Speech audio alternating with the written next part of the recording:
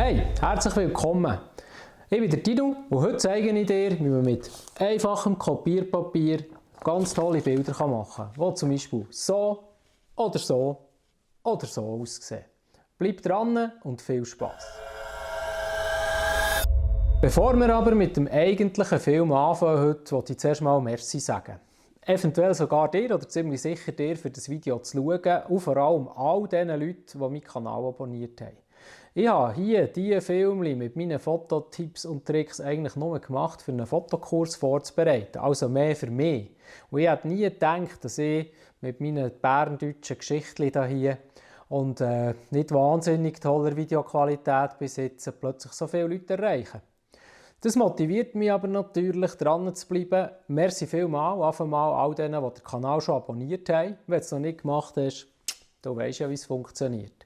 Und all denen, die da sind, ja, merci vielmals. Und ich habe mir zum Ziel genommen, die ganze Geschichte dafür jetzt auch noch ein bisschen anständiger zu machen. Ich werde ein bisschen mehr auf das Licht schauen. Ich hoffe, man sieht es schon. Und ebenfalls auf den Ton. Ich hoffe, auch das bringt etwas und macht meine Filme noch ein bisschen interessanter für euch. Merci vielmals und jetzt viel Spass beim Fotografieren mit Papier. Bevor wir mit unserem heutigen Fotoprojekt anfangen können, brauchen wir neben dem schon erwähnten weißen Kopierpapier natürlich noch andere Sachen, die du am besten gerade parat legst. Wir brauchen natürlich einfach mal eine Kamera. Ich habe jetzt bei mir ein Makroobjektiv drauf, das ist sicher eine gute Wahl. Was auch geht, ist zum Beispiel ein Teleobjektiv. Was ich nicht unbedingt würde empfehlen ist ein Weitwinkelobjektiv, weil dort kann es einfach sein, dass du zu wenig Details rausbringst und fast zu viel von deinem Papier drauf hast. Also Makro, wenn du es hast, kann aber auch ein Tele sein, funktioniert bestens.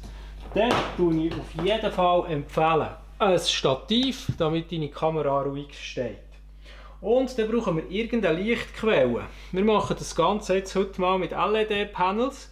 Die haben mehrere grosse Vorteile. Erstens sind sie nicht wahnsinnig teuer. Zweitens kann ich verschiedene Farben einstellen. Drittens, ich sehe eigentlich immer, was ich mache, wie ich mein Papier beleuchte. Das ist ein riesiger Vorteil. Das Ganze würde natürlich auch mit einem Blitz funktionieren und farbigen Folien. Dort ist allerdings das Problem, du musst mindestens 2 Blitze haben, musst die über Funk auslösen und siehst nicht genau, was du machst, erst wenn du wirklich das Bild gemacht hast. Wenn du aber Blitze hast, funktioniert natürlich wunderbar. Wir brauchen heute einfach die LED-Panels, damit wir sehen, was wir machen. Was zusätzlich sehr nützlich ist, damit wir unser Papier fixieren können, ist ein bisschen Klebstreifen.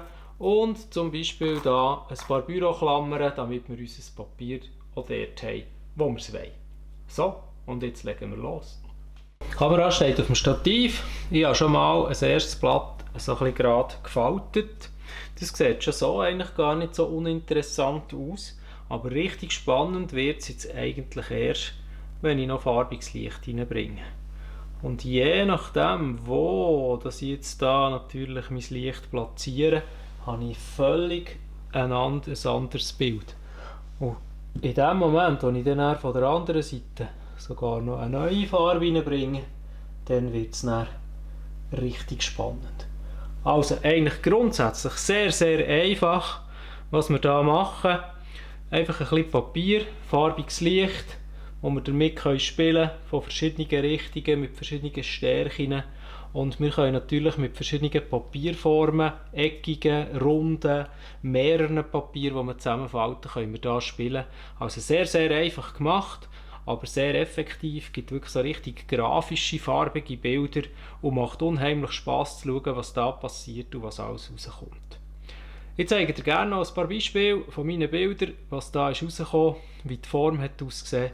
Und dann wünsche ich dir viel Spass beim Nachmachen und bis zum nächsten Mal. Und nicht vergessen, wenn es dir gefallen hat, gerne einen Daumen gegen oben da lassen.